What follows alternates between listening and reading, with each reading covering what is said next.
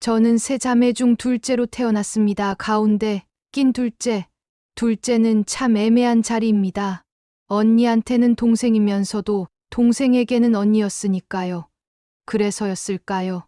저는 눈치가 그렇게 있는 편은 아닌데도 둘째라서 항상 눈치를 살펴야 했습니다. 중간에 있다 보니 말이든 감정이든 양쪽을 다 맞춰줘야 했어요. 늘 중간에서 균형을 잡으려 했던 것 같습니다.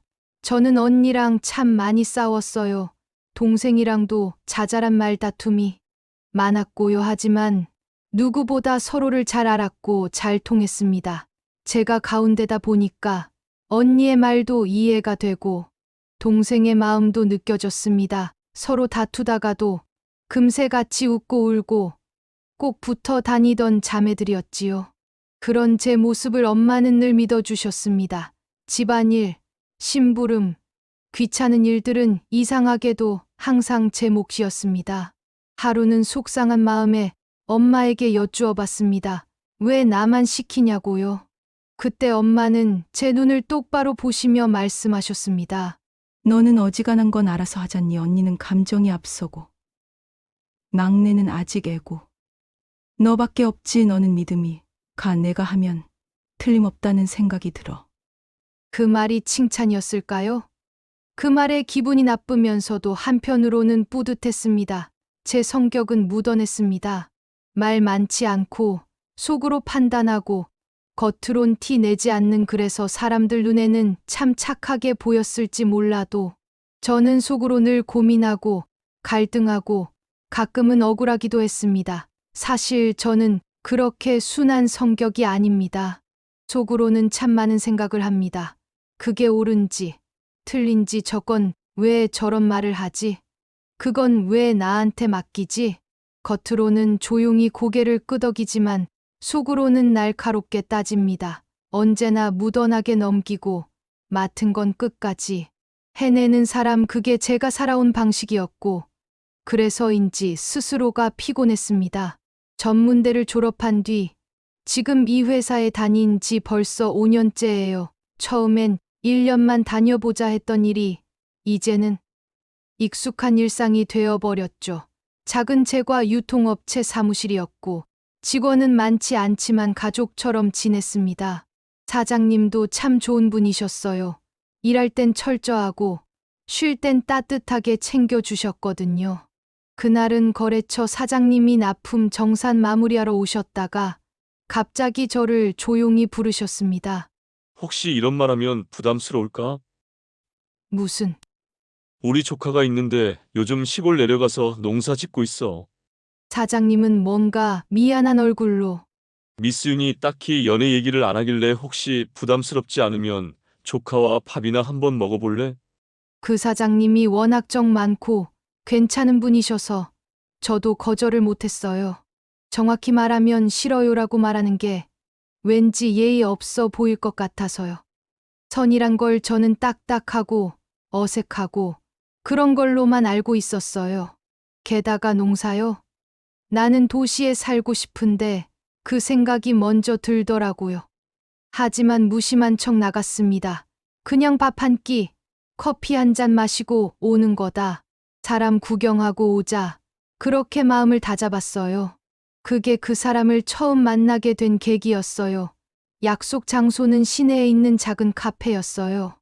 약간은 구석진, 조용한 곳. 제가 도착했을 땐 이미 창가 쪽에 앉아 있더군요.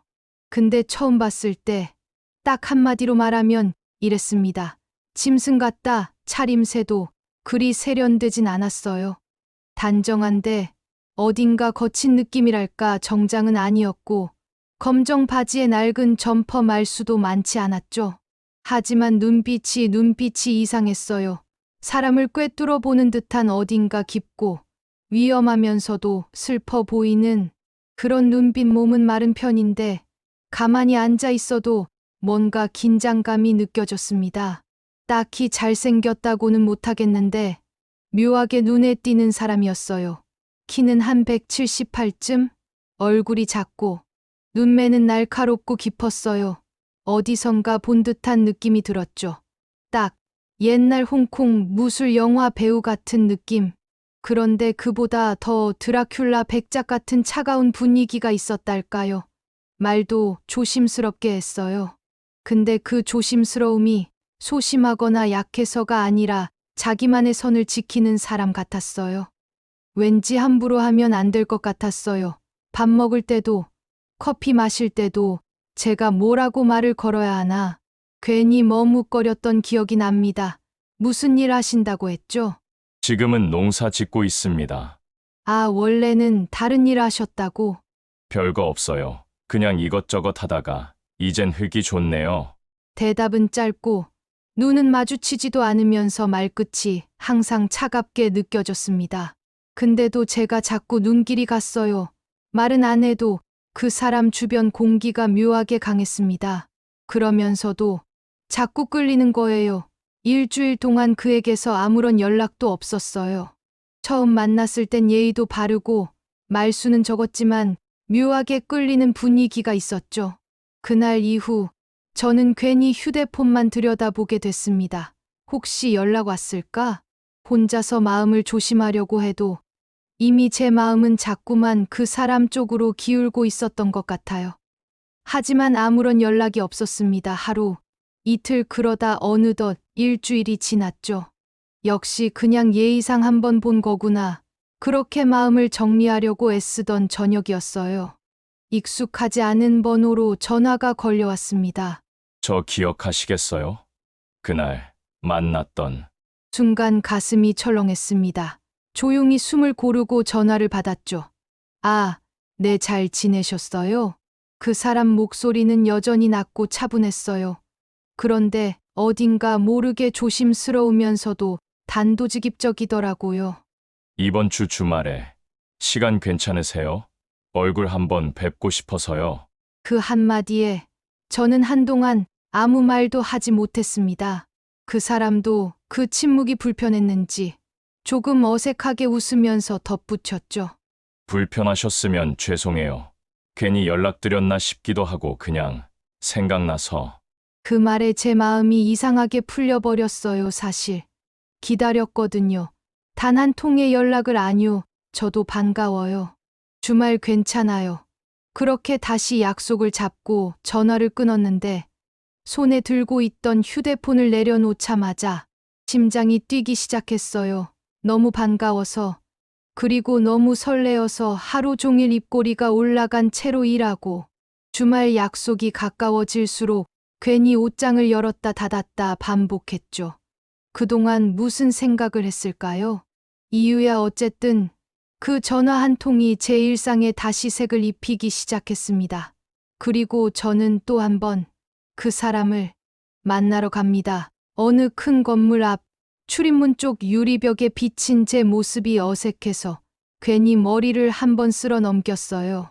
차에서 내리기 전부터 가슴이 두근거렸는데 막상 도착해보니 더 떨리더라고요. 벌써 와 있을까? 늦었나? 계속 주변을 둘러보는데 그 순간 멀리서 누군가 천천히 걸어오는 모습이 보였어요. 셔츠 소매를 2번 접어올린 팔, 금방이라도 뻗으면 단단하게 느껴질 것 같은 어깨, 그리고 바지 주머니에 한 손을 찔러 넣고서 천천히 여유롭게 걸어오는 모습이었어요. 딱 봐도 운동으로 다져진 체형이었죠. 어깨며 등, 허벅지까지 전체적으로 탄탄하면서도 유연한 느낌이었어요. 걷는 자세도 중심이 잘 잡혀 있어서 몸에 힘을 주지 않아도 자신감이 느껴졌습니다. 그는 선글라스를 쓰고 있었는데 그 사이로 눈이 마주쳤습니다. 그가 먼저 조금 웃었어요. 기다리게 했어요? 아니요. 저도 방금 도착했어요. 웃으며 대답했지만 목소리가 떨릴까봐 조심조심 말했죠. 여기 처음 와보죠? 그가 주변을 한번 훑으며 물었고 저는 고개를 끄덕였어요. 네, 크고 번쩍거리네요. 괜히 농담처럼 대답했어요. 그가 살짝 웃었고요. 이 근처 고깃집 알아뒀어요. 걸어가도 금방이에요. 그가 앞서서 걷기 시작했어요. 걸음은 빠르지 않은데 묘하게 따라가고 싶게 만드는 그런 보폭. 저도 그 옆에서 조심스럽게 발을 맞췄어요. 오늘도 담배 피우셨죠? 제가 묻자 그가 고개를 끄덕이며 웃었어요. 차 안에서 한데 긴장돼서. 그 말에 저도 모르게 웃음이 났어요. 그 사람도 긴장했구나 싶어서 괜히 마음이 편해졌거든요. 근데 오늘은 좀 다르네요. 어떤 게요? 처음 만났을 땐 조금 무서웠거든요. 근데 지금은 그냥 잘생겨 보이세요. 제가 그렇게 말하자 그가 걸음을 멈췄어요. 그리고 저를 한번 바라봤어요. 길거리 한복판에서 정말 몇 초 동안 눈을 깊게 맞췄어요. 그런 말 자주 하세요? 아니요, 처음이요. 그가 고개를 돌려 다시 걷기 시작했어요. 그리고 작게 한마디를 했어요. 위험한 사람이네요. 제가요? 그렇게 아무렇지 않게 그런 말하면 사람 헷갈리잖아요. 그 말에 제 볼이 조금 뜨거워졌어요. 괜히 앞머리를 넘기며 아무 말도 하지 못했죠. 그러다 그가 문득 멈춰 서더니 작은 고깃집 간판을 가리켰어요. 여기에요. 이 집 삼겹살이 진짜 맛있대요. 아, 삼겹살 좋아해요. 그래서 일부러 여기로 했어요. 고기 앞에선 다들 정직해지잖아요.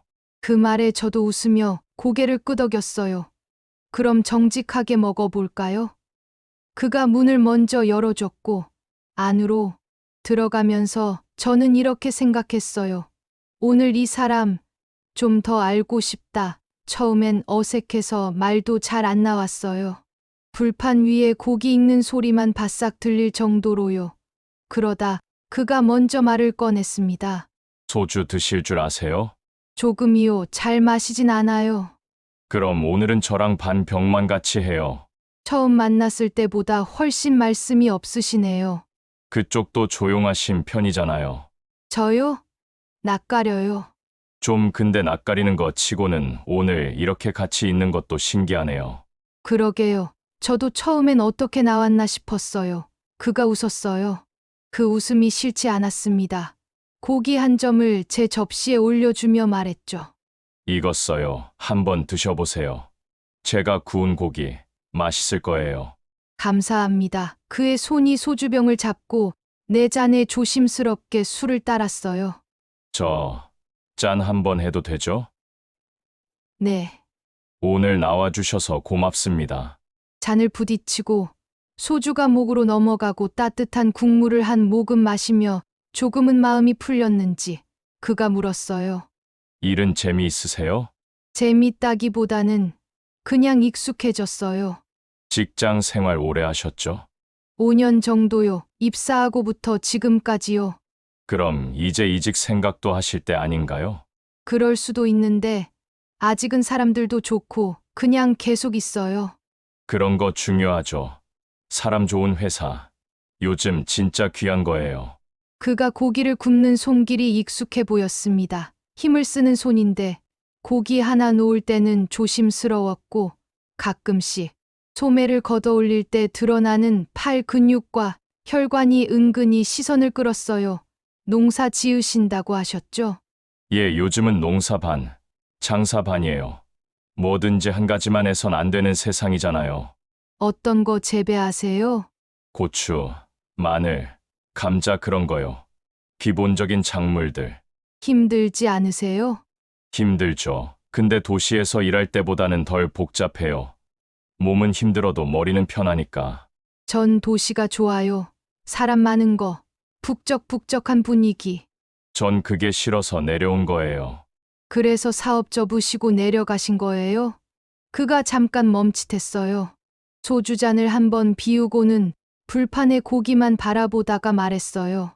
뭐 그런 셈이죠. 망해서 내려온 거니까. 그래도 후회는 안 해요. 사람 많은 데서 부대끼는 거. 저랑 안 맞더라고요. 잠깐 침묵이 흘렀어요. 그러다 그가 다시 말을 이었습니다. 근데 도시도 나쁜 건 아니에요. 이렇게 좋은 분도 만나게 되고. 그 사람의 눈빛은 여전히 장난기가 묻어 있었고 말투는 부드러웠지만 속을 다 믿을 수 있는 느낌은 아니었어요. 그런데도 참 이상하게도 그 자리에 있는 게 나쁘지 않았어요. 고기가 익어가고 소주잔은 몇 번을 오갔고 저는 조금씩 더 말을 하게 됐습니다. 그 사람은 이야기를 잘 들어줬고 중간중간 무심한 듯한 농담에 웃게 되기도 했고요. 오늘 같이 와주셔서 감사합니다. 이런 저녁 오랜만이라서요. 저도요, 편하게 얘기한 거 오랜만이에요. 식사를 마치고 나오는데 그가 슬쩍 담배를 꺼내요. 괜찮으세요? 네, 피우셔도 돼요. 라이터를 켜는 손길이 조심스러운데 불이 붙자마자 그 표정이 변해요. 긴장이 풀린 듯, 본래 모습으로 돌아온 듯. 하, 한 모금 들이마시고 천천히 연기를 내뿜는 그 모습, 위험한 냄새, 그 담배 냄새조차 이상하게 좋다고 느껴졌어요. 좀 걸을까요? 좋아요. 거리에는 사람도 별로 없고 달빛이 어둡게 내려앉은 밤이에요. 그가 길 건너편을 보며 말하죠. 저쪽에 괜찮은 커피숍 있는데요. 늦지 않으시면 잠깐만 더 계실래요? 괜찮아요. 그가 문을 열고 앞장서서 들어가고 자리에 앉으면 고개를 약간 기울여 묻죠. 아이스 아메리카노 괜찮으세요? 네, 괜찮아요. 음악도 조용하고 조명이 낮아서 자꾸 눈이 마주쳐요. 그런데 그 시선에서 시선을 뗄 수가 없어요. 조용한 사람이네요. 말은 적으신데 생각은 깊으신 분 같아요. 그런 소리 자주 들으세요? 처음이에요. 정말요? 그가 가끔 눈웃음을 지어요. 그게 참 이상해요. 겉으로는 별로 안 웃는데 웃는 순간 그 모든 무표정이 깨져요. 숨겨둔 따뜻함이 확 하고 드러나는 느낌이랄까. 한참을 그렇게 얘기하다 밖으로 나왔어요. 아직 가기 아쉬운 것 같기도 하고 오늘 즐거우셨어요? 네. 정말요? 그가 담배를 꺼내며 다시 물어요. 그럼 다음엔 언제 시간이 괜찮으세요? 저 주말은 괜찮아요. 좋아요. 주말에 연락드릴게요. 불을 붙이며 담배를 문 입술. 길게 내쉬는 연기. 그 옆모습에 괜히 숨이 막히고 목소리는 나지막하고 그 담배 냄새조차 내게는 마취제 같았어요. 이 사람, 절대 안전한 사람은 아니에요. 말도 행동도 다 너무 솔직한 건 아닌데 묘하게 믿음이 가고 이상하게 끌려요. 무례할 때도 있는데 그 안에 있는 결핍 같은 게 자꾸 눈에 보여요. 그리고 그 결핍을 내가 메워주고 싶어져요. 한 번 손을 잡고 싶은데 참아야죠. 아직은 이 감정을 스스로도 설명할 수 없으니까요. 하지만 분명한 건 이 사람에게 자꾸 빠져들고 있다는 거예요. 조금 위험하다는 걸 알면서도 이상하게 자꾸 기대하게 돼요. 오늘 하루가 끝나기 전에 휴대폰을 보고 싶어져요. 메시지가 올까? 혹시 먼저 연락을 줄까? 그러다 문득 이런 생각이 들었어요. 내가 이 남자를 좋아하게 된다면 그건 아마 내가 무너지는 쪽이겠지. 그런데 왜 이렇게 두근거리는 걸까요? 세 번째는 제가 연락했어요. 혹시 시간 괜찮으세요? 그랬더니 바로 내일 저녁 7시 역앞 식당으로 오세요. 그 말투가 명령처럼 들렸어요. 근데 전 싫지 않았어요. 오히려 설레었어요. 이 사람, 뭔가 내가 조심해야 할 사람이다. 그런데 그게 더 끌렸습니다. 그날 저녁 제가 조금 늦었어요. 역 앞 식당에 도착했을 땐 그 사람이 이미 식탁에 혼자 앉아 있었습니다. 죄송해요. 좀 늦었죠?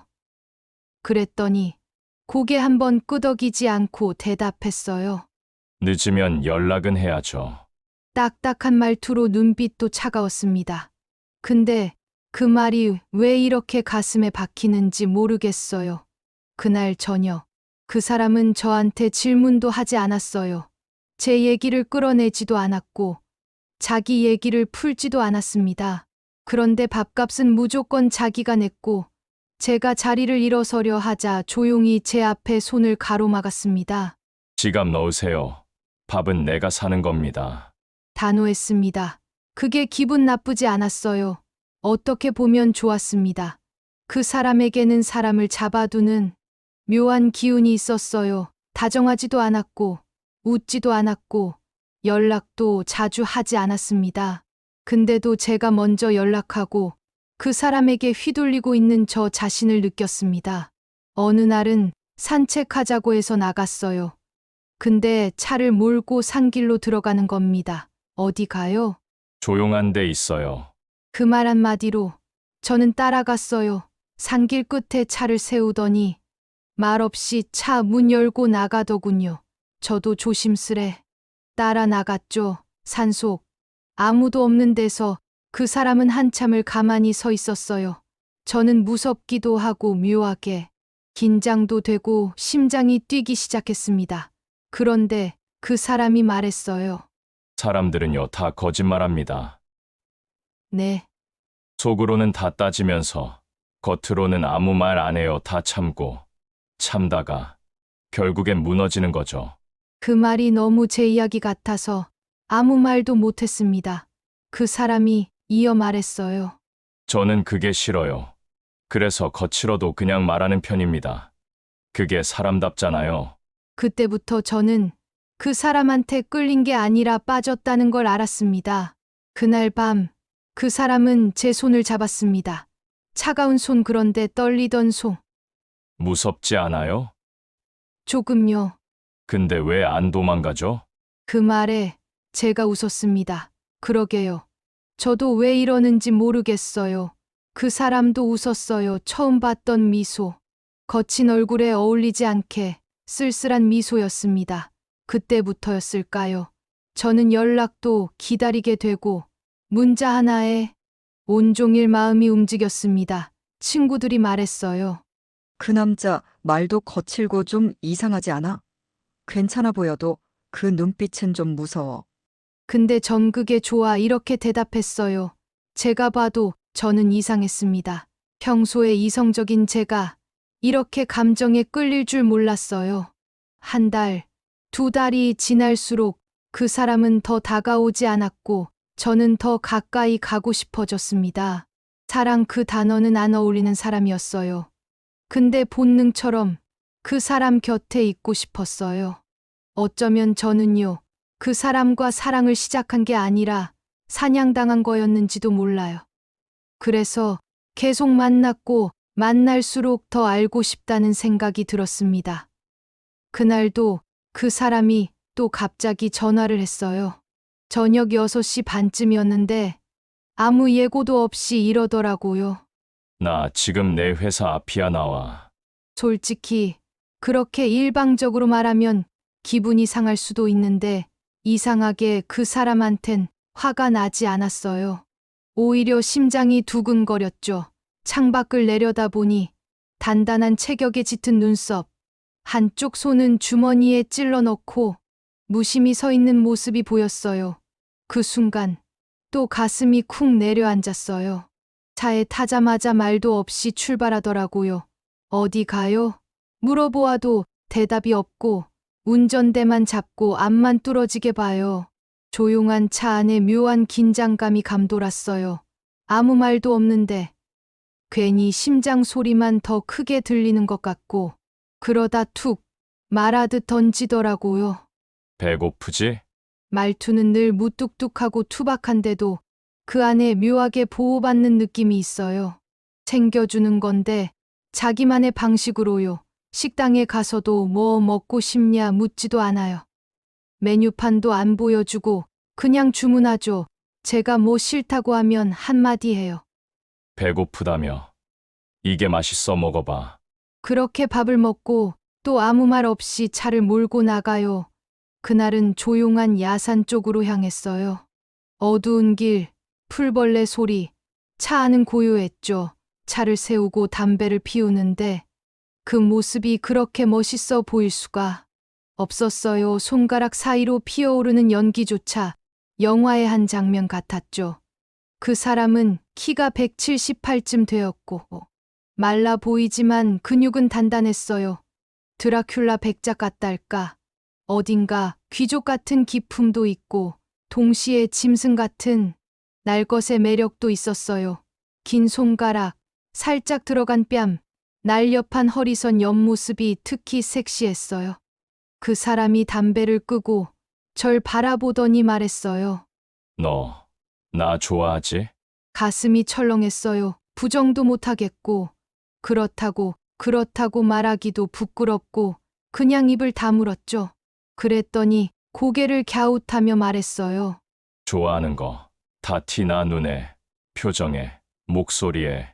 이상하게 수치스럽지가 않았어요. 오히려 들켜도 괜찮다는 생각이 들었어요. 그 사람한테만은 들켜도 좋겠다는. 그리고 갑자기 그 사람이 고개를 숙이더니 저한테 키스를 했어요. 거칠고 확 다가왔죠. 놀랐는데 밀치고 싶지가 않았어요. 긴장하던 몸이 서서히 풀리면서 그 사람 품에 안기고 싶다는 생각이 들었어요.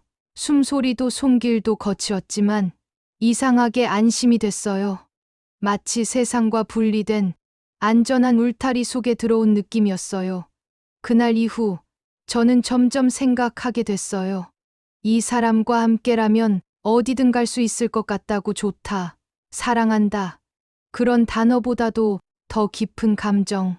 마치 본능처럼 이 사람 옆에 있어야 할 것 같고, 떨어지면 숨이 막힐 것 같은 감정. 전화를 받으면 무조건 나가고, 만나면 또 어딘가로 데려가요. 늘 제멋대로, 늘 무례한데 그게 싫지가 않았어요. 오히려 그런 게 좋았어요. 저도 알아요. 이 사람이 다정한 사람은 아니라는 거, 누군가의 마음을 섬세하게 보듬어주는 사람은 아니라는 거. 그런데도 이 사람만 보면 가슴이 쿵 내려앉고 손끝이 떨리고 몸이 먼저 반응해요. 같이 있으면 긴장되는데 이상하게 편안하고 아슬아슬한 줄 위에 서 있는 느낌인데도 전혀 무섭지 않았어요. 왜 이 사람에게 이렇게 끌리는 걸까? 나중엔 그 이유조차 생각하기 싫어졌어요. 그만큼 빠져버렸어요. 어느 날 강 쪽으로 드라이브를 갔어요. 해가 지고 강 위로 노을이 부서질 때 둘이 강둑에 나란히 앉아 있었는데 그 사람이 아무 말 없이 제 손을 잡았어요. 손등이 거칠고 단단했는데 그 감촉에 이상하게 눈물이 나올 뻔했어요. 그 손이 제 허리를 감싸고 등을 타고 목덜미에 닿았을 때 그냥 녹아내리는 느낌이었어요. 깊고 거친 입맞춤 속에 저는 어느 끈 하나가 툭 끊어진 걸 느꼈어요.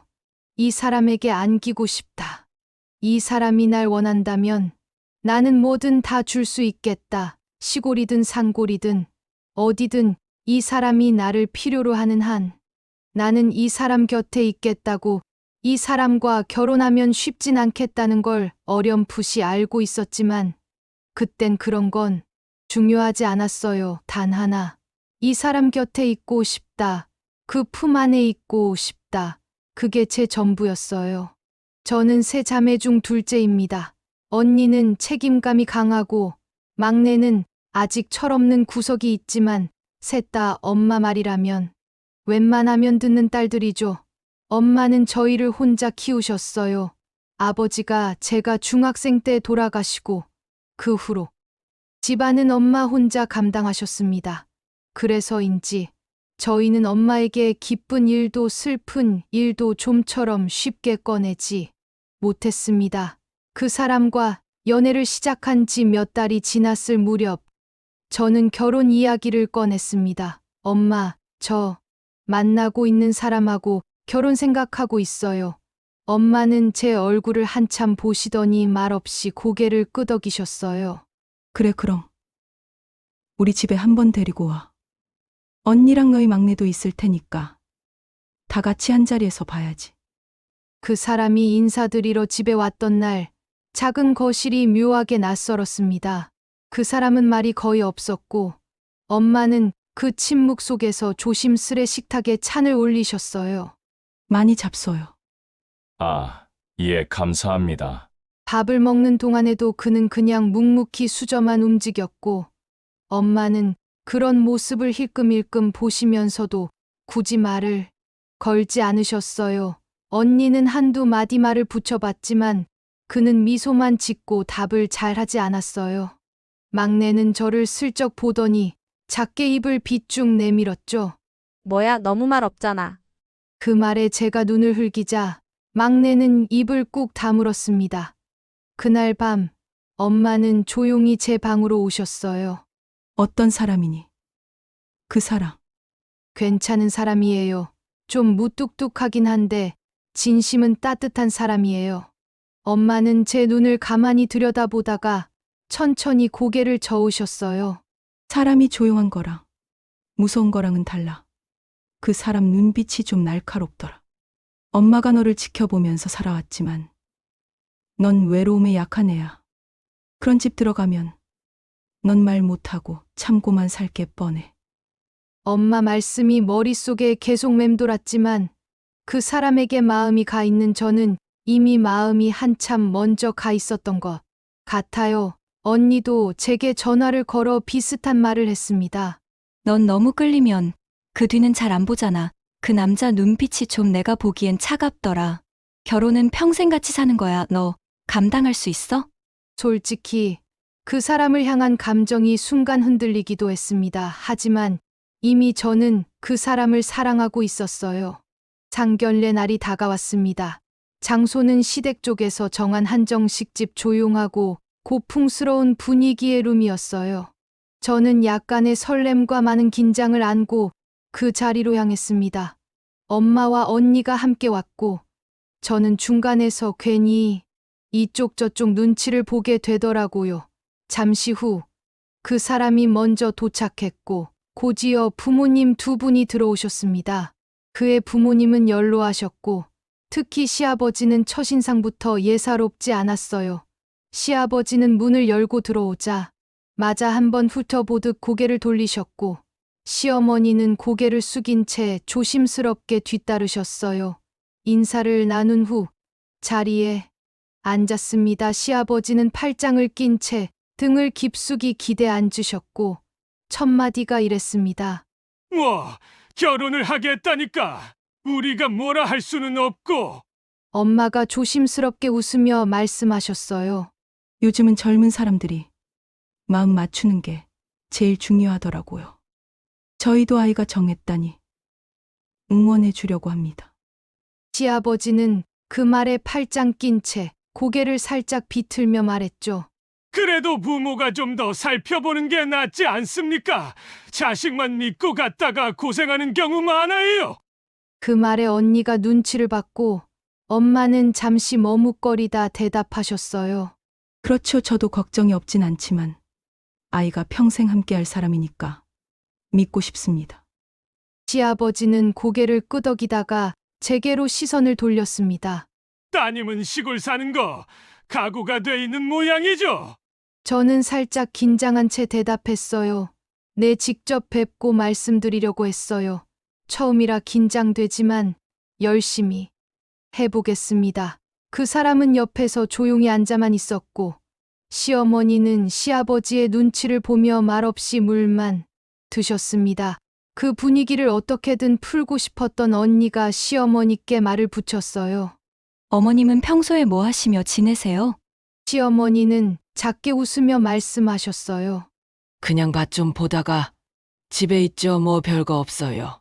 그 말에 시아버지가 툭 한마디를 던지셨습니다. 밭은 나보다 더 본다고 봐야지. 집에만 있는 건 뭐 일도 아닌데. 그 말에 시어머니는 작게 눈을 깔았고 저는 차마 시선을 둘 데가 없더라고요. 엄마는 저를 슬쩍 보며 작게 숨을 고르셨습니다. 그리고 조심스럽게 웃으며 말씀하셨어요. 아이들이 서로 잘 맞는 게 제일 중요하니까요. 서로 많이 배려하고 저희도 도울 수 있는 만큼 돕겠습니다. 그때 시아버지가 한참 말이 없던 그 사람 쪽으로 고개를 돌렸습니다. 너는 뭐 내가 책임진다니까. 더 말 안 하지만 잘못되면 너 탓이다. 그 사람은 고개를 끄덕일 뿐 입을 열지 않았습니다. 그 조용한 고개 끄덕임이 왜 그렇게 답답하게 느껴졌는지 지금도 기억이 납니다. 마지막엔 시아버지가 어이없다는 듯 이 한마디를 남기셨어요. 세상 편한 세상 된 내 딸이 좋다니까. 그냥 보내겠다. 그런 시절은 처음이네. 식사가 끝나고 나올 때 엄마는 제 손을 꽉 잡으셨습니다. 언니는 한마디도 없이 계속 입술을 꾹 다물고 있었고요. 차로 돌아오는 길 엄마가 조용히 말하셨어요. 얘야 괜찮겠니? 나는 아까 그 아버님 말씀 듣고 좀 걱정이 되더라. 저는 잠시 말이 없었고, 그러다 작게 대답했어요. 응, 나 그 사람 믿어볼래, 결혼할 거야.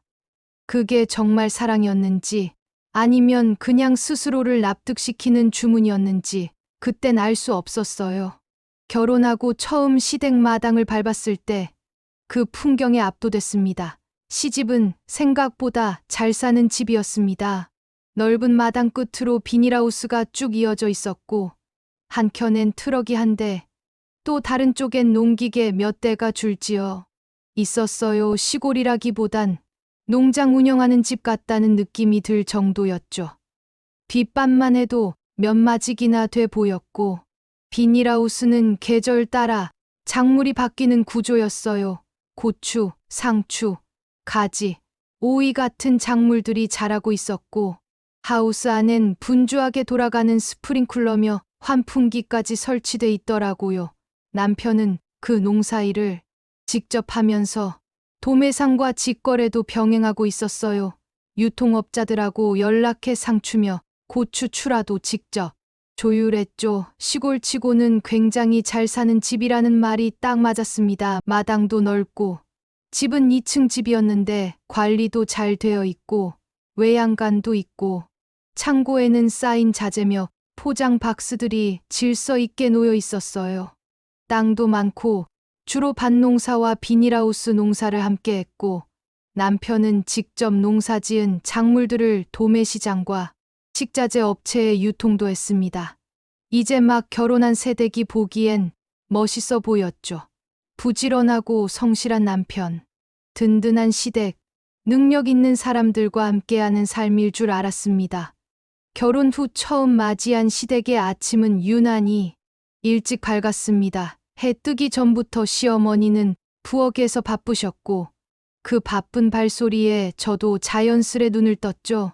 부엌에 들어가 보니 이미 새벽부터 밥을 짓고 계셨습니다. 제가 도우려 하자 작게 손사래를 치며 말씀하셨어요. 너무 일찍 일어난 내 아버님이 밤늦으면 싫어하셔서. 그리고 아침 식사 시간이 되자 시아버지는 젓가락을 들고 말 한마디 없이 식사를 시작하셨고, 남편도 묵묵히 앉아 밥만 먹었어요. 시어머니는 고기 반찬을 그 사람 밥 위에 얹어주시면서 이렇게 말했습니다. 애가 어릴 때부터 입이 짧아서 이런 건 꼭 챙겨줘야 해요. 그때 시아버지가 고개를 들더니 저를 빤히 보며 묻더군요. 집에서는 밥 해봤나? 당황한 저는 웃으며 대답했어요. 네, 자취도 오래 했고요. 그러자 시아버지는 비웃듯 말했죠. 자취밥하고 시집밥은 다르지? 그날 아침 밥을 다 먹고 나서도 그 사람은 설거지 안 하고 안방으로 들어가 버렸고, 전 그릇을 혼자 치웠습니다. 그날 저녁도 변함없이 시어머니와 제가 함께 저녁상을 차렸습니다. 비닐하우스에서 딴 쌈 채소랑 간 무친 열무김치, 가지볶음에 된장찌개까지 그야말로 건강하고 정갈한 밥상이었죠. 시아버지가 식탁에 앉더니 상을 보는 순간 얼굴을 찌푸리셨어요. 이게 밥상이야, 풀이야, 맨날 쌈채소, 나물 이게 어른 밥상이냐고? 시어머니가 조심스레 말씀드렸죠. 고기 반찬은 내일 하려 했어요. 내일 읍내에 나가서 장 보고 오려고요. 그런데 시아버지는 벌떡 일어나 상을 치우듯 툭 치고 말았어요. 내가 이래서 여자 믿고 사는 거 아니라니까. 며느리 들어왔으면 좀 낫나 했더니 하는 꼴이 그 나물에 그 밥이야. 고기 한 점 없는 집이 집이냐? 어디 가서 이런 상 내놨다간 욕 얻어먹어. 그 순간 저는 얼어붙었습니다. 그렇게 화를 낼 일인가 싶었지만 더 놀라운 건 남편이었습니다. 묵묵히 쌈을 싸던 남편은 그 소리에도 고개 한 번 들지 않았습니다. 그냥 드세요. 아버지 저는 먹을 만한데. 시아버지는 다시 시어머니를 노려봤고, 시어머니는 아무 말 없이 고개를 떨군 채 된장찌개만 조용히 휘저었습니다. 저는 그 장면이 믿기지 않았어요. 그토록 우렁차고 무례한 말에도 남편은 아무렇지 않게 밥만 뜨고 시어머니는 죄인처럼 조용히 눈치를 보며 자기 그릇을 밀었습니다.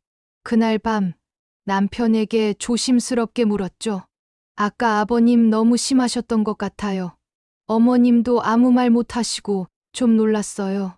남편은 TV를 보며 무덤덤하게 말했어요. 우리 아버지가 원래 좀 그런 분이야. 그냥 넘겨. 괜히 말 꺼내서 더 복잡하게 만들지 말고. 그리고는 바로 다른 얘기로 넘어갔습니다. 그날 아침 밥상은 조용했습니다. 남편은 신문을 펼쳐들고 말이 없었고, 시아버지는 젓가락 소리만 요란하게 냈습니다. 그러다 갑자기 시어머니를 향해 퉁명스럽게 한마디 했습니다. 이놈의 국은 왜 이리 싱거워? 너는 입이 있으면 간 좀 보고 내놔라. 그 말에 시어머니는 벌떡 일어나 주방으로 향하셨고, 저는 아무 말도 못한 채 밥숟갈만 들었다 놨다 했습니다. 남편은 아무렇지도 않다는 듯 그 상황을 그냥 넘겼습니다. 그게 더 이상했어요. 하루 이틀 지나면서 점점 더 보이더군요. 시아버지는 자신이 조금이라도 기분이 언짢으면 말이 아닌 손으로 표현하는 사람이었습니다. 말끝이 길다 싶으면 바로 신경질을 냈고, 시어머니가 손이라도 잘못 놀리면 수건이나 젓가락 따위가 허공을 날아갔습니다. 그런 모습을 보고도 남편은 아무렇지도 않게 방으로 들어가 버리곤 했습니다. 저게 원래 그래. 그러려니 해. 그게 남편의 반응이었습니다. 결혼 전엔 그렇게 다정하던 사람이었는데 언젠가 비닐하우스 일을 돕다가 자동 물주기, 시설 조작이 익숙하지 않아서 물 조절을 잘못한 적이 있었습니다. 하우스 안이 조금 젖었고 모서리 쪽 작물에만 살짝 물이 고였을 뿐이었습니다. 처음이라 물 조절이 서툴렀던 거죠. 잠깐 그런 것인데 그때 남편이 정색을 하며 너무 심하게 화를 내며 말했습니다. 이런 것도 제대로 못하면서 뭘 하겠다고 내려왔냐? 그 말의 순간 마치 시아버지가 시어머니에게 하던 말투와 닮아 소름이 돋았습니다. 그런 식으로 말 안 해줬으면 좋겠어. 제가 조심스레 말했지만 남편은 코웃음을 치며 말했습니다. 뭘 그걸 가지고. 그래, 그런 거에 예민하게 굴면 시골에서 못 살아? 시댁의 공기는 너무 조용하고 무거웠습니다.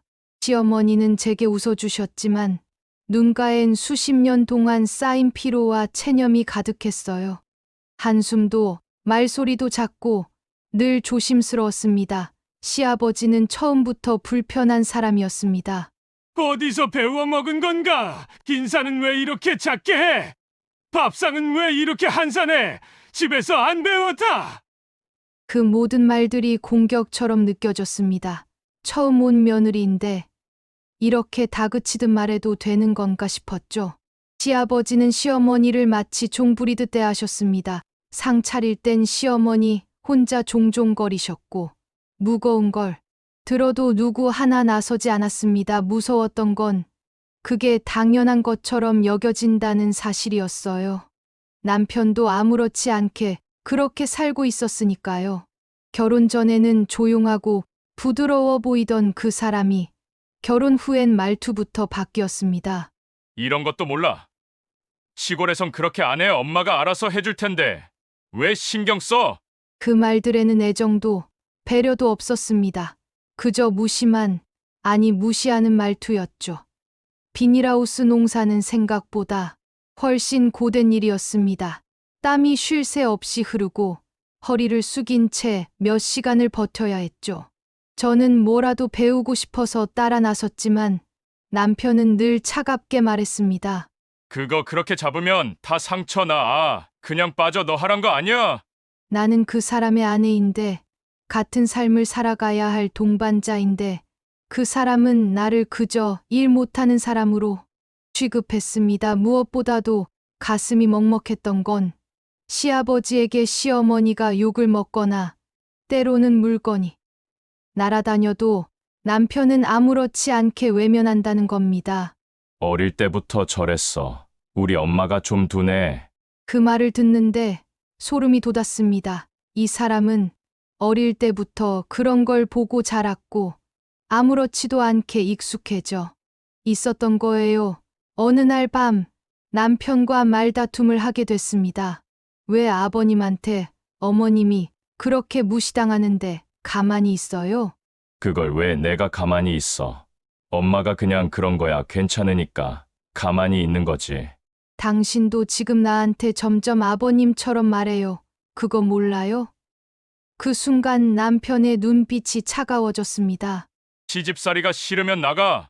그 말 한마디에 제 가슴은 무너졌습니다. 이 사람은 가족이 아니라 내 편이 아니었구나. 결혼이란 게 사랑해서 함께하는 게 아니라 그 집의 일원으로 끼워지는 것이라면 그건 너무 잔인한 거 아닐까요?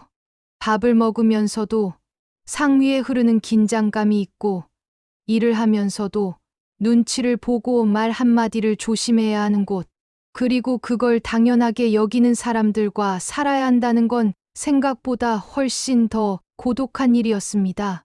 이제 저는 알게 됐습니다. 시골살이보다 진짜 힘든 건 그 집안의 오래된 질서였다는 걸. 그 질서 속에서 여자는 말없이 견디는 존재였고 남편은 그런 질서를 보고 자라 그걸 답습하는 사람이었습니다. 이 결혼 과연 행복해질 수 있을까요? 아직은 모르겠습니다. 하지만 저는 오늘도 마당 끝에서 하늘을 바라봅니다. 내일은 달라질 수 있을까요? 결혼한 지 3달이 되었습니다. 시골의 저녁은 빠르게 어둑해지고 찬 공기가 부엌의 창틈으로 스며들었습니다. 식사를 마치고 설거지를 하는데 남편이 방에서 나와 말없이 소파에 앉았습니다. 저는 따뜻한 차 한 잔을 건네며 말했어요. 오늘 일 힘들었지? 따뜻한 거 마셔. 그런데 그 사람 갑자기 짜증을 냈습니다. 됐어. 왜 자꾸 들이대? 조용히 좀 있어봐. 머리 아프니까. 예전엔 미소 지으며 제 손을 잡아주던 사람이었는데 이젠 한마디 한마디에 가시가 서려 있었습니다. 그날 밤 거실에서 TV 소리를 크게 틀고 계시던 시아버지께 시어머니가 조심스레 말했죠. 여보, 밤 늦었는데 소리 조금만 줄일까요? 그 한마디에 시아버지는 벌떡 일어나 리모컨을 집어 던졌습니다. 이 년이 어디서 참견질이야? 내가 집에서 TV도 못 보나? 시어머니는 고개를 푹 숙이고 리모컨을 주워 들며 중얼거렸어요. 죄송해요. 저는 너무 놀라 움찔하고 남편을 쳐다봤습니다. 하지만 그 사람은 너무 익숙하다는 등 무표정한 얼굴로 말했습니다. 신경 쓰지 마. 아버지 원래 저래. 며칠 후 저는 남편에게 조심스레 이야기를 꺼냈습니다. 요즘 아버님 너무 거칠게 말씀하셔. 어머니도 너무 힘들어 보여. 남편은 그 말에 턱을 치켜들고 말했어요. 그게 우리 집 방식이야. 괜히 남의 집 문화에 내가 이래라 저래라 하지 마. 저는 참으려 했지만 결국 터져 나왔습니다. 그게 무슨 문화야? 폭력은 폭력이야. 사람한테 소리 지르고 물건 던지고. 그게 어떻게? 그 순간 남편이 소리쳤습니다. 그만하라고 했지. 계속 시비 걸래.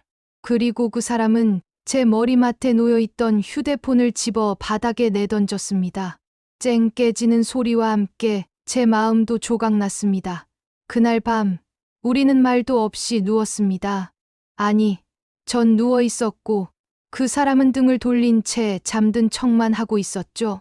제 손은 아직도 떨리고 있었고 깨진 폰 조각을 쓰레기 봉투에 담으면서 나는 이 집에서 뭘 하고 있나 생각했어요. 결혼 전 내 손을 잡고 웃던 그 사람, 너만 있으면 돼.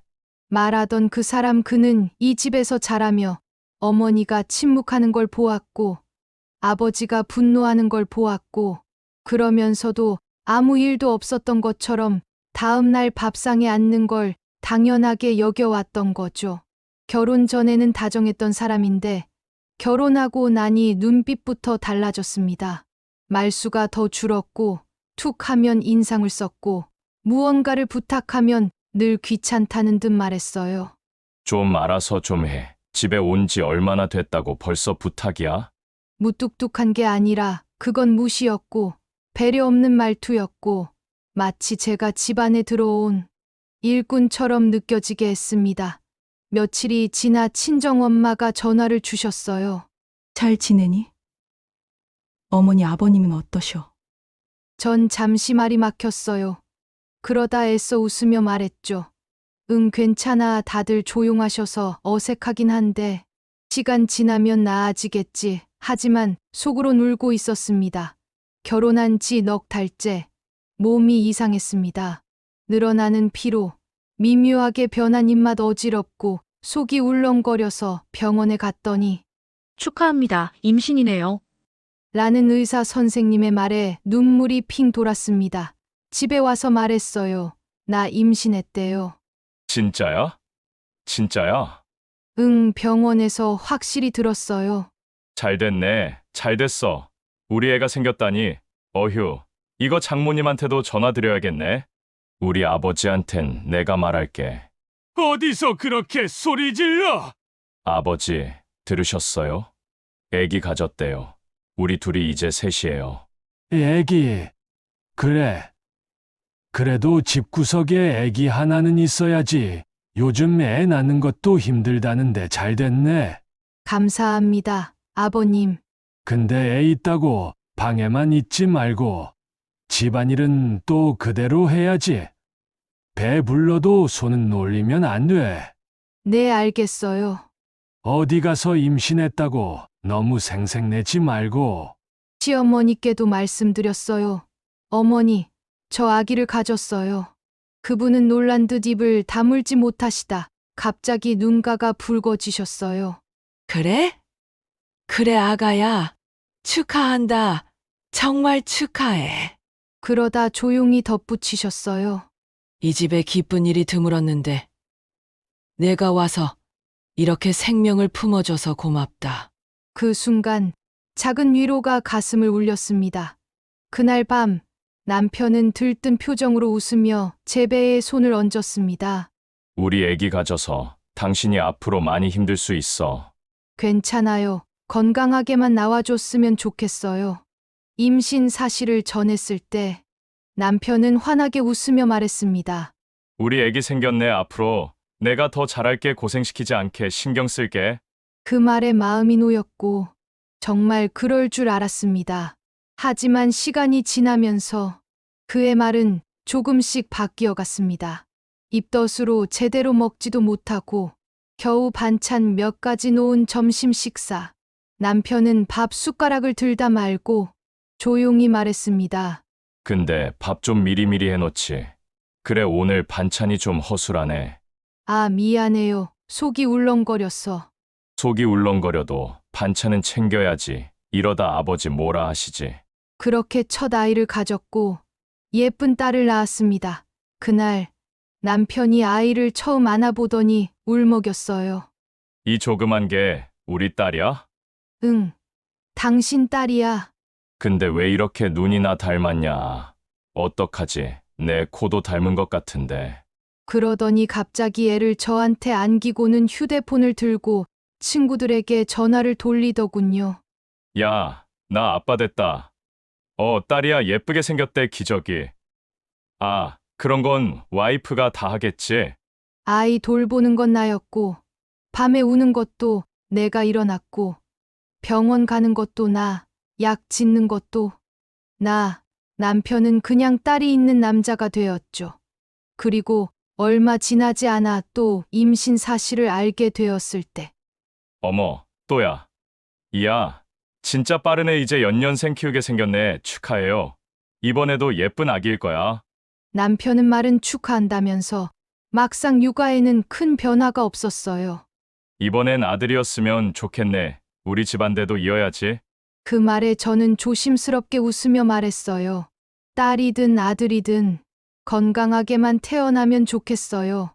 아유, 그래도 하나쯤은 아들이 있어야 하지 않겠어? 그리고 두 번째 아이를 낳았을 땐 딸이야? 네, 둘 다 딸이네. 뭐 건강하기만 하면 됐지 뭐. 목소리는 축하하는데 표정은 기대만 못한 듯 보였어요. 그리고 집에 돌아와 첫째 안고 둘째 안고 우유 먹이고 있을 때 남편은 그걸 보며 말했죠. 와, 당신 진짜 엄마 같다. 응, 맨날 애만 안고 있고 머리도 안 빗고 이젠 아줌마 같아졌어. 그렇게 말하고는 문 닫고 나가버렸죠.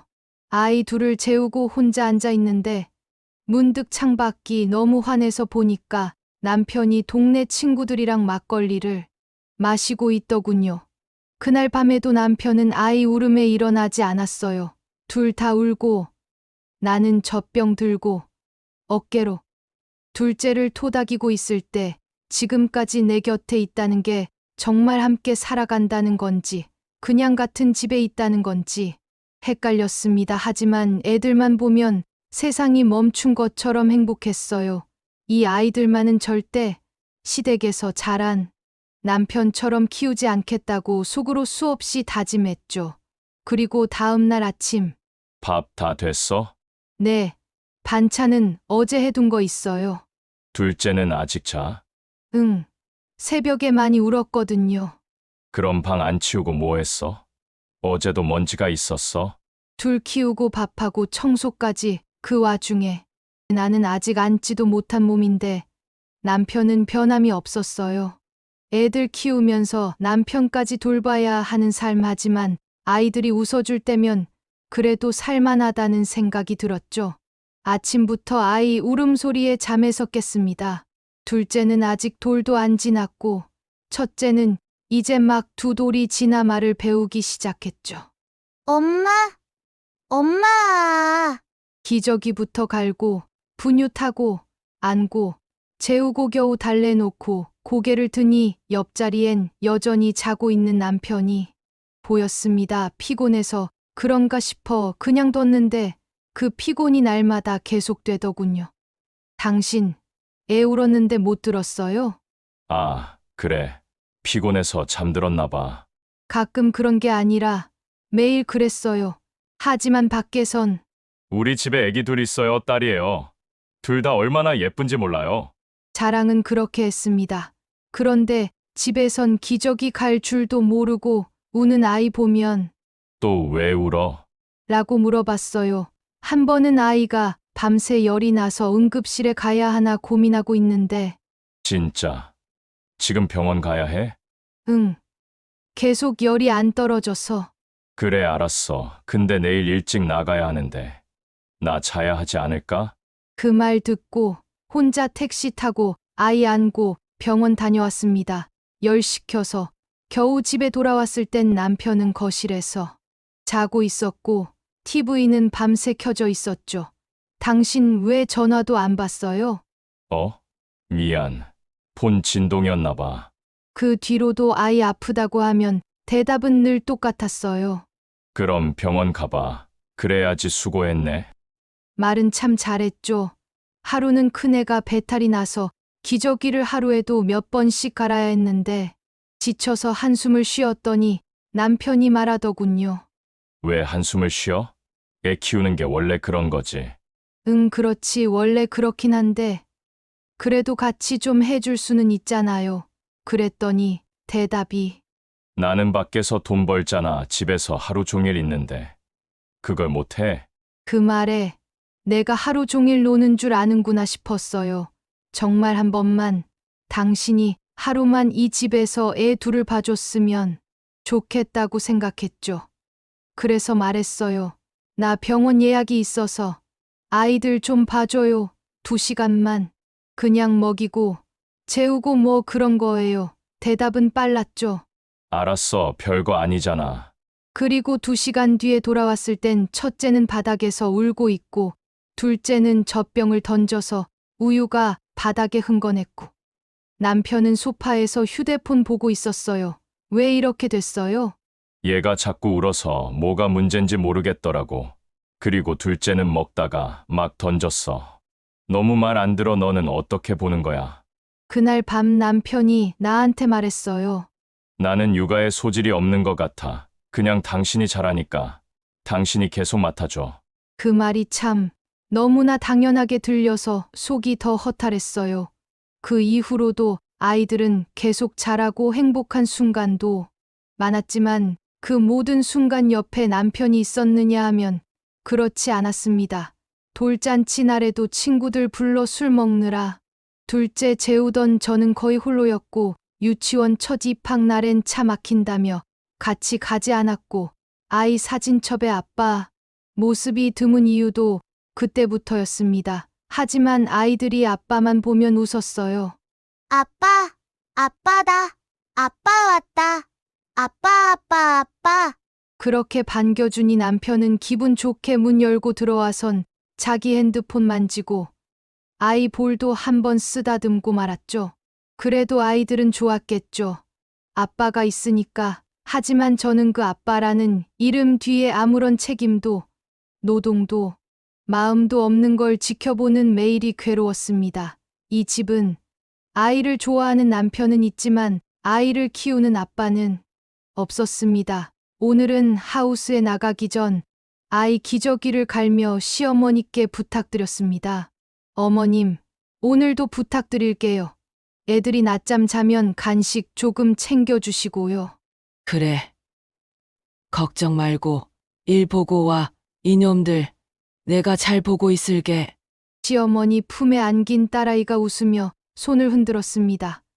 그렇게 마음 놓고 하우스에 나가면 늘 허리 굽혀. 일하다가 문득 아이 생각에 고개를 듭니다. 애들은 잘 있으려나 어머님 허리는 괜찮으실까? 그럴 때마다 비닐하우스 옆 평상에 놓아둔 물병에 얼린 시원한 물 한 잔 마시고 다시 쪼그려 앉습니다. 햇살이 뜨거운 날엔 머리에 수건 하나 두르고 모종 사이에 풀도 뽑고 잎도 따고 물도 주고 시간이 훌쩍 지나 해가 기울 무렵이면 집으로 돌아갑니다. 문 열고 들어서면 시어머니 무릎 위에 앉은 아이들이 아직 잠 기운이 남은 얼굴로 저를 봅니다. 엄마 왔다. 엄마. 그 순간 온몸의 피로가 풀리죠. 시어머니는 늘 그랬습니다. 자기 허리는 아파도 아이들 먹일 밥은 꼭 차려주시고 기저귀도 제때 갈아주시고 낮잠 재울 땐 토닥토닥 노래도 불러주셨습니다. 어머님, 오늘도 정말 감사해요. 이게 뭐 대수라고. 우리 손주들인데 내가 봐야지. 그렇게 아이들을 함께 키워주셨지만 시아버지는 그와는 전혀 달랐습니다. 아이고, 우리 강아지 어디 갔어? 할아버지랑 놀자. 어이구, 예뻐라. 아이들만 보면 얼굴이 환해지시고 자리에 앉히고 엉덩이 두드리며 웃고 노래까지 불러주시죠. 하지만 그 입으로 시어머니를 향할 땐 전혀 딴판이었습니다. 당신, 이 바닥 왜 이렇게 질퍽질퍽해? 걸레질 하나 못하냐? 오늘 애들 보느라 미처 못 닦았어요. 그런 것도 핑계냐? 나이 먹으면 다 면죄부야. 당신 하는 꼴 보면 내가 진짜. 그 말에 시어머니는 대꾸도 못하고 입술만 깨물며 조용히 걸레를 들고 바닥을 문지르셨습니다. 남편은요, 그 상황을 봐도 아무 말 안 합니다. 밥을 퍼서 입에 넣고 아이에게만 관심을 돌릴 뿐이죠. 애기야, 이거 먹자, 응? 아빠가 비행기 타고 간다. 우웅. 정작 기저귀 한 번 갈아주는 법이 없고 아이 울면 안절부절 못하다. 결국 저를 부릅니다. 애 울어. 애 좀 봐줘. 나 못하겠어. 그러면서도 아이 생일이나 무슨 행사가 있으면 자랑은 혼자 다 합니다. 우리 딸, 내가 제일 사랑하는 딸. 아빠랑 붕어빵이지? 시아버지는 아이들 용돈 줄 땐 1,000원짜리 몇 장 꺼내며 할아버지밖에 없지. 하시면서도 시어머니가 기침 한 번 하거나 일을 늦게 하면 일찍부터 한 것도 없으면서 뭘 그렇게 힘들다고 누워 늙으면 잔소리도 많고 움직임도 없고. 막말을 쏟아붓습니다. 그럴 때면 아이들이 고개를 갸웃거리며 묻습니다. 할아버지, 외할머니한테 화내? 무슨 말로 돌려야 할지 몰라 그저 웃으며 대충 넘깁니다. 말끝마다 핀잔 그게 시어머니 삶의 언어였습니다. 그래도 시어머니는 아이들을 품에 안고 이렇게 말씀하셨죠. 그래도 난 이 손주들 웃는 거 보면 다 잊혀진다. 그 말에 가슴이 미어졌습니다. 아이 키우는 일, 가장 고되고도 숭고한 일이지만 당연한 듯 시어머니가 다 떠안고 있고 시아버지는 그 아이 웃음만 누리며 그 이면의 땀과 눈물은 보지 못합니다. 그리고 저는 아이 맡기고 하우스에서 일하며 집안의 균형을 지키려 안간힘을 씁니다. 어느 날 거울을 보며 생각했습니다. 나는 시어머니처럼 살고 있는 걸까 아니면 그걸 지켜보는 사람일까? 시간이 지나 결혼 8년이 되었습니다. 처음 이 집에 들어왔을 때가 27이었으니까 벌써 30줄이 훌쩍 넘어섰네요. 그동안 참 많은 일이 있었지만 그래도 아이 둘 낳고 크게 아프지 않고 그럭저럭 잘 살아왔다고 생각했어요. 그런데 어느 순간부터 어머님이 이상해지기 시작하셨어요. 처음엔 작은 거였어요. 된장을 끓여놓고 불을 안 끈다든가 김치 냉장고를 열어놓고 있는다든가 저도 피곤할 땐 그런 적 있었으니까 크게 신경 쓰지 않았는데 점점 말수가 줄고 무언가에 멍하니 빠진 듯 앉아만 계시더라고요. 하루는 아이가 컵을 떨어뜨렸는데 어머님이 다짜고짜 아이를 때리셨어요. 넌 왜 자꾸 이 집을 망치려고 드니? 그날 아이가 한참 울었습니다. 무서워서 어머님 방에 들어가지도 않으려 했고요. 그게 시작이었어요. 어머님은 제 이름을 헷갈리기 시작했고 남편과 시아버지를 헷갈렸고 하루는 내 딸은 언제 오냐 하시며 저를 전혀 다른 사람으로 보시기도 했어요. 가장 힘들었던 건 밤마다 어딘가 나가려 하신 거예요. 우리 엄마 기다리시니까 가야지. 문을 열고 나가려 하셔서 현관에 이중 잠금 장치를 달았고 밤마다 거실을 서성이시다가 그 자리에서 소변을 보셨습니다. 그래도 전 어머님 곁을 지키고 싶었어요. 도움도 많이 받았고 아이들 밥 챙기고 기저귀 갈 때마다 곁에서 조용히 도와주시던 분이니까요. 그런데요. 아이들이 어느 날 그러더라고요. 엄마, 할머니가 자꾸 우리 무섭게 봐. 그날 어머님은 세탁기에 쌀을 붓고 계셨어요. 저는 울면서 남편에게 말했습니다. 이젠 병원에 모셔야 할 것 같아, 어머님. 집에서 돌보기엔 너무 힘들어요. 남편은 한참을 말없이 듣다가 담배를 피우러 나갔습니다. 그리고는 조용히 말했어요. 그렇게 하자. 그게 엄마를 위한 걸 수도 있겠지. 병원에 모시기로 결심하기까지 시간이 참 오래 걸렸어요. 아버님은 반대하셨고 내 여편네를 미친 사람 취급할 거냐? 하셨지만 그날 밤 어머님이 화장실을 찾지 못하고 거실 바닥에서 실례를 하신 후엔 아무 말씀도 안 하셨어요. 그저 한숨만 푹푹 쉬시더라고요. 보건소에 가서 검사 예약을 하고 정신건강센터를 통해 치매 등급 판정을 받았습니다. 의사 선생님이 하시는 말씀은 증상이 중증으로 진행되고 있고 하루라도 빨리 전문 시설의 도움이 필요하다는 것이었어요. 어머님을 설득하는 일도 쉽지 않았습니다. 나 미친 사람 취급받는 거야? 내가 병원에 가야 할 만큼 망가졌단 거니?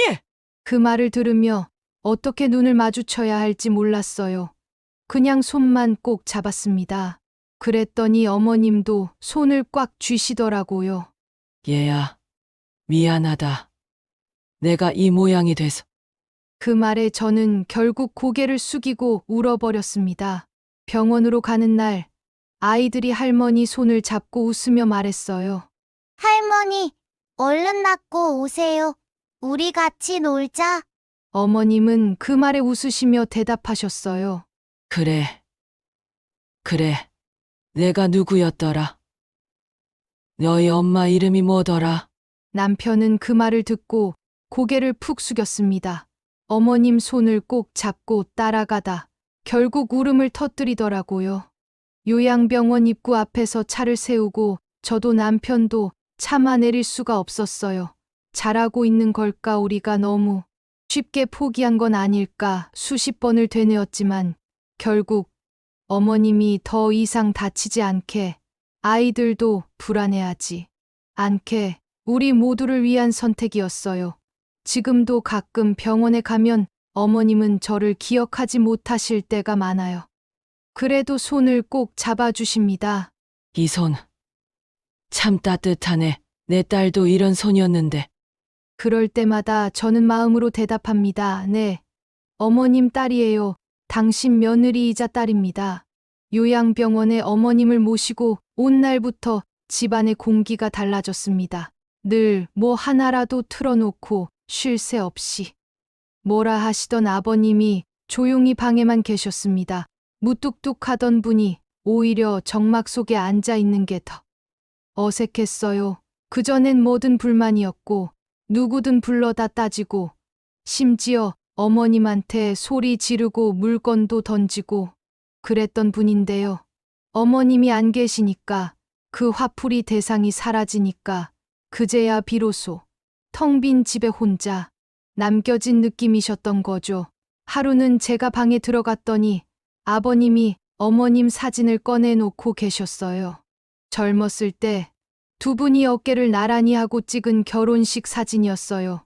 사진을 보면서 그러시더군요. 내가 저 여자한테 뭐라고 했는지 이제 와서 뉘우쳐 뭐하나 그런데 자꾸만 생각이 난다. 그 말을 듣는 순간 제 눈에도 눈물이 맺혔습니다. 그날 이후로 아버님은 점점 말씀이 줄어들었습니다. 하루 종일 식탁에 혼자 앉아 계시거나 하우스 뒤쪽에 덩그러니 앉아 계셨고요. 어떤 날은 어머님이 쓰시던 앞치마를 꺼내 드시고 한참을 가만히 들여다보셨어요. 아이들이 와서 인사를 드려도 잘 보지 않으셨고 그나마 어머님 이야기만 하면 눈을 반짝이셨어요. 너희 할미, 오늘은 어땠냐? 지금은 자고 있겠지? 밥은 먹더니야. 마치 어머님이 여행 간 사람처럼 언제든 다시 돌아올 것처럼 그렇게 기다리셨던 것 같아요. 그런데 2달쯤 지나고 나서는 기운이 부쩍 빠지셨어요. 밥도 반 공기 겨우 드시고 입맛도 없다고 하시고 몸도 야위어 가고 기침도 잦아졌습니다. 병원 가보셔야 한다고 해도 늙으면 다 이래. 하며 거절하셨어요. 그러다 어느 날 아버님이 쓰러지셨습니다. 하우스 뒤쪽 평상에 앉아 계시다가 그대로 일어나지 않으셨어요. 발견하고 바로 응급실에 갔지만 아버님은 돌아가셨습니다. 병원에서는 노안이라고 했습니다. 특별한 질병은 없었지만 몸이 다 망가져 있었대요. 장례식장에 앉아 있으면서 아버님이 평소에 하셨던 말씀이 떠올랐습니다. 너희 엄마 나 없으면 잘 살 거다. 나는 그 사람 없으면 허전해서 못 살 것 같다. 그때는 아무렇지 않게 들었는데 이제 와서 그 말이 마치 유언처럼 느껴졌습니다. 어머님을 요양병원에 모시고 집에 남겨진 아버님은 정말 아무것도 아닌 사람이 되어버리신 거죠. 늘 쩌렁쩌렁 울리던 그 목소리, 툭하면 뭘 집어던지던 손, 그 모든 게 사라지고 나니 그저 한 사람의 늙은 남편, 아내가 그리운 노인일 뿐이었습니다. 아이들에게는 할아버지, 어디 갔어? 할아버지 왜 안 일어나? 물어보는 말에 어떻게 대답해야 할지 몰라 그냥 안아주기만 했습니다. 남편도 장례식장에서 아무 말 없이 앉아 있었어요. 그 흔한 눈물 한 방울 없이 그냥 멍하게 앉아 있었습니다. 그런데요, 장례 마지막 날 남편이 제 손을 꼭 잡고 그러더군요. 나 우리 아버지 미워했는데 그리울 것 같아. 그 한마디에 저도 결국 눈물을 쏟고 말았습니다. 누구보다 무섭고 가부장적이고 어머님을 힘들게 한 사람이었지만 그분 역시 사랑이 서툰 사람이었구나. 그제야 이해가 되더라고요. 결혼 10년째가 되었습니다. 시어머님은 여전히 요양병원에 계시고 아이들은 어느덧 초등학교에 들어갔습니다. 새벽에 일어나 밥하고 아이들 챙기고 하우스에 물 주고 나면 남편은 밭 한쪽 구석에 앉아 담배만 피우고 있었습니다. 일손이 모자란다고 하면 나중에 한마디 던지고는 마트에 납품하러 간다며 늘 혼자 외출하곤 했죠. 아버님 돌아가신 후엔 말수는 줄고 대신 혼잣말과 웃음이 늘었습니다. 무언가 이상하단 걸 느끼기까지 오래 걸리진 않았어요. 한 번은 아이들 간식거리가 떨어져 급하게 읍내마트에 다녀오려는데 남편 차가 눈에 띄었습니다. 주차장에서 차 안에서 누군가와 나란히 앉아 웃고 있었어요. 창문 너머로 보이는 단정한 셔츠에 묶은 머리, 그 여자는 내 또래처럼 보였습니다. 그리고 남편이 그녀 손을 잡고 입을 맞췄습니다. 숨이 막혔습니다. 도망치듯 돌아서는데 땅이 발밑에서 꺼지는 느낌이었습니다. 그날 밤 남편은 아무 일 없었다는 듯 웃으며 밥을 먹었습니다. 아무 말도 못했습니다. 그 여자가 누구야? 그 한마디가 입 밖으로 도저히 나오질 않았습니다. 며칠 후 하우스 거래처 사장님 부인이 지나가듯 말을 꺼냈습니다. 납품 간다던 당신 남편 요즘 누굴 자주 태우고 다니더라. 순간 머릿속이 하얘졌습니다. 유통관리 쪽. 아, 그 여자 사람 좋아 보이던데 남편이랑 참 친한가 보더라고. 웃으며 하는 말이 귀에 뱅뱅 울렸습니다. 그날 밤 아이들 재우고 방에 누웠는데 잠이 오질 않았습니다. 그리고 결국 흥신소를 찾았습니다. 흔들리는 마음을 부여잡고 나는 사진 몇 장을 받게 됐습니다. 남편이 여자와 손을 잡고 시내에서 밥을 먹고 쇼핑몰에서 옷을 고르고 차 안에서 대화를 나누는 모습. 그 중 하나, 두 사람이 모텔에 들어가는 사진이 제 눈을 찔렀습니다. 눈물이 쏟아졌습니다. 비명도, 욕도, 그 어떤 말도 나오지 않았습니다. 다음 날, 남편이 평소처럼 하우스 한쪽에 앉아 담배를 피우고 있었습니다. 그 사람에게 다가가 사진 한 장을 꺼내 보였습니다. 이 여자, 누구야? 그제야 남편이 나를 정면으로 봤습니다. 침묵말이 없었습니다. 유부녀라면서. 당신, 아버지 돌아가시고도 이런 짓 했어? 남편은 한참을 아무 말 없이 있다가 작게 중얼거렸습니다. 그 사람 그냥 내 말 들어주는 사람이야. 난 그냥 지금까지 너무 눌려 살았다고 생각했어. 당신은 늘 애 난 사람 취급도 안 받는 기분이었어. 웃음이 났습니다. 그럼 내가 뭘 더 했어야 됐는데? 하우스 일 혼자 다 하고 아이들 키우고 당신 부모님까지 내가 다 돌봤어. 내가 아무 말도 안 했다고 그게 당연한 줄 알았어? 남편은 아무 대답도 하지 않았습니다. 그날 이후 남편은 밤늦게 귀가하기 시작했습니다. 대놓고 그 여자와의 관계를 숨기지 않았습니다. 아이들도 눈치채기 시작했고 나는 무너졌습니다. 하루하루가 숨 쉬는 것조차 힘들었습니다. 시어머님은 여전히 요양병원에 계시고 나는 주말마다 들러 손을 잡아드렸습니다. 엄마, 저 이제 어떻게 해요? 시어머님은 눈을 감은 채 조용히 제 손을 잡아주셨습니다. 눈물이 멈추질 않았습니다. 이게 내 결혼의 끝일까? 내가 만든 가정의 결말이 이런 걸까? 그렇게 또 하루가 지나가고 있었습니다. 더는 못 참겠다고 느꼈습니다. 사진을 꺼내 보여준 날 이후 며칠을 고민하고 생각했습니다. 결론은 하나였습니다. 그 여자와 정리하면 한 번만 용서할게요. 우리 다시 시작해요. 간절하게 말했습니다. 남편은 아무 말도 없었습니다. 그저 고개를 숙이고 내 눈을 피했을 뿐입니다. 나는 믿었습니다. 그래도 우리 가족이니까, 그래도 내 아이들의 아버지니까. 하지만 그건 착각이었습니다. 며칠 뒤 남편은 옷을 더 신경 써 입고 향수 냄새를 풍기며 차를 몰고 나갔습니다. 평소보다 늦게 귀가했고 핸드폰은 꼭 쥐고 다녔습니다. 밤중에 몰래 나가 전화하는 소리도 들렸습니다. 이젠 숨기지도 않네요. 조용히 말하자 남편은 퉁명스럽게 말했습니다. 당신이랑 사는 게 지금까지 감옥 같았어. 그 사람 만나면 내가 남자 같아져. 내 말에 귀 기울여주고 내 기분에 공감해줘. 당신은 언제 내 말 한번 제대로 들은 적 있어? 가슴이 무너졌습니다. 내가 이 사람을 그렇게 숨막히게 했던 걸까요? 정말 나 때문일까요? 그럼 당신은 내가 하우스 일하면서 애들 키우고 시부모 모시는 동안 무슨 기분이었는지 알아요? 나도 사람 대접받고 싶었어요. 나도 누군가에게 기대고 싶었다고요. 하지만 남편은 고개를 돌려버렸습니다. 그날 이후 남편은 더욱 대담해졌습니다.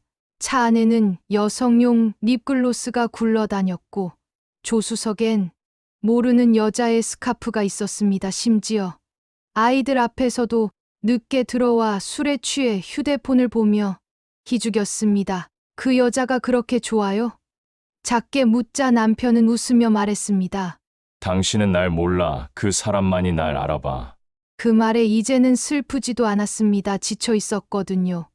그러던 어느 날 남편이 피투성이가 되어 돌아왔습니다. 얼굴엔 멍이 가득했고 입술이 터졌고 손가락이 뒤틀려 있었습니다. 무슨 일이에요? 숨을 헐떡이며 말했습니다. 그 사람 남편이었어. 우릴 알아챘나 봐. 나보고 짐승이라고. 주먹을 미안해. 나도 몰랐어. 그 순간 모든 것이 무너졌습니다. 남편이 만났던 그 여자는 유부녀였습니다. 그것도 남편과 아이가 있는 여자. 내가 말했죠. 정리하면 용서하겠다고. 근데 당신 정리가 아니라 불을 지폈네요. 그 여자에게 당신의 억눌린 삶을 풀었다면서요? 그런데 이제 와서 미안해요? 그건 너무 쉬운 말 아닐까요? 남편은 말이 없었습니다. 그저 소파에 쓰러지듯 앉아 고개를 떨궜습니다. 그날 밤 남편은 약을 먹고 자리에 누웠고 나는 아이들 재우고 거실에서 혼자 울었습니다. 이제 어떻게 해야 할까요? 아이들 앞에서 이런 아빠를 계속 아빠로 두어야 하나요? 시어머니는 요양병원에 계시고 시아버지는 이미 세상을 떠났고 이젠 남편까지 다른 세상에 가려 합니다. 혼자 남은 것 같습니다. 숨을 들이켜도 가슴이 답답하고 눈을 감아도 눈물이 납니다. 그리고 다음 날 아침 남편은 조용히 말했습니다. 그 여자 남편이 이혼 소송을 건데 나도 납품하는 회사에서 잘릴 것 같아. 이젠 뭐 어떻게 해야 할지 모르겠어. 그제야 남편은 현실을 마주한 듯 보였습니다. 하지만 그 말은 나에겐 아무 의미도 없었습니다. 이미 너무 멀리 왔으니까요. 나는 아이들 도시락을 챙기며 작게 중얼거렸습니다. 우리 이젠 끝났어요. 그 말이 참 슬프면서도 어딘가 후련하게 느껴졌습니다. 허리가 너무 아프다며 남편이 소파에 누워 신음소리를 냈습니다. 움직일 수가 없어. 허리 쪽이 찢어지는 것 같아. 그날 이후 남편은 거의 누워서만 지냈습니다. 몸도 마음도 완전히 망가져 있는 모습이었습니다. 상간녀 남편에게 폭행당한 후부터였어요. 병원에 가니 의사가 말했습니다. 디스크 파열이 심하네요. 수술이 필요하겠습니다. 결국 급하게 수술 날짜를 잡았고 그 사이 집안은 엉망이 됐습니다. 남편은 일을 못 나가게 되었고 수술비며 입원비도 부담이 컸습니다. 마음 놓고 쓸 수 있는 돈은 점점 줄어들고 있었습니다. 그 와중에 상간녀 남편이 정식으로 소송을 걸어왔습니다. 가정 파탄에 대한 손해배상 청구, 서류가 집으로 날아오고 변호사 이름이 찍힌 문서를 받는 순간 손이 덜덜 떨렸습니다. 그뿐이 아니었습니다. 남편이 거래하던 납품 업체에서도 계약 해지를 통보했습니다. 죄송하지만 회사 이미지상 더는 같이 하기 어렵겠습니다. 이제 정말 아무것도 남지 않았습니다. 몸도, 일도, 명예도 다 잃어버린 겁니다. 그렇게 남편은 집으로 돌아왔습니다. 미안해요. 나 정말 잘못했어요. 당신 없이는 아무것도 못하겠어요. 그 말을 들으면서도 마음 한편이 차가웠습니다. 그래도 사람 하나 살려야 하지 않겠나 싶어 밥 챙겨주고 약 챙겨주고 병원에 같이 다녔습니다. 수술은 끝났지만 남편은 회복이 더뎠습니다. 조금만 움직여도 아악 비명을 지르고 밤에는 통증에 잠도 제대로 못 자고 진통제에 의존한 채 하루하루를 버텼습니다. 내가 벌 받는 거겠죠. 그때 왜 그랬을까? 왜 바보같이 그랬을까? 뒤늦은 후회가 남편의 얼굴에 그대로 묻어 있었습니다. 하지만 아무리 후회해도 돌이킬 수 있는 건 아무것도 없었습니다. 그렇게 지쳐가던 어느 날 남편이 조용히 말했습니다. 당신은 참 강한 사람이네요. 나는 약했어요. 당신 같은 사람 곁에 있으면서도 그 말을 들으며 마음 한쪽이 찢어지는 것 같았습니다. 그러던 중 남편이 갑자기 화장실에 들어갔습니다. 얼마 지나지 않아 쿵 하는 소리가 났고 이상하다는 생각에 문을 두드려 봤습니다. 여보? 괜찮아요? 대답이 없었습니다. 문을 열어보니 남편이 바닥에 쓰러져 있었습니다. 머리에 피가 맺혀 있었고 이미 의식 없었습니다. 급히 119를 불러 병원으로 옮겼지만 의사는 말했습니다. 뇌진탕이 심했고 이미 쓰러진 채 시간이 좀 지난 상태였습니다. 결국 남편은 의식을 회복하지 못한 채 세상을 떠났습니다. 장례식 내내 나는 이상하게도 눈물이 나지 않았습니다. 이제 다 끝났구나 그 생각뿐이었습니다. 그 사람이 처음 나에게 다가왔을 때 따뜻했고 다정했고 참 좋은 사람이었습니다. 하지만 점점 변해갔고 끝내 나도 아이들도 지칠 대로 지쳐버렸습니다. 지금은 아이들과 함께 농사일을 하며 살아가고 있습니다. 하루하루가 버겁지만 그래도 살아야 하니까요. 아이들에게 부끄럽지 않은 엄마로 남기 위해서 가끔은 남편 생각도 납니다. 밉고 원망스럽지만 그래도 나와 함께했던 시간이 있었기에 고생 많았던 그 사람 이제는 아프지 말고 하늘나라에서는 편히 쉬었으면 좋겠습니다. 여보 거기서는 부디 아프지 말고 고통 없이 마음 편히 지내요.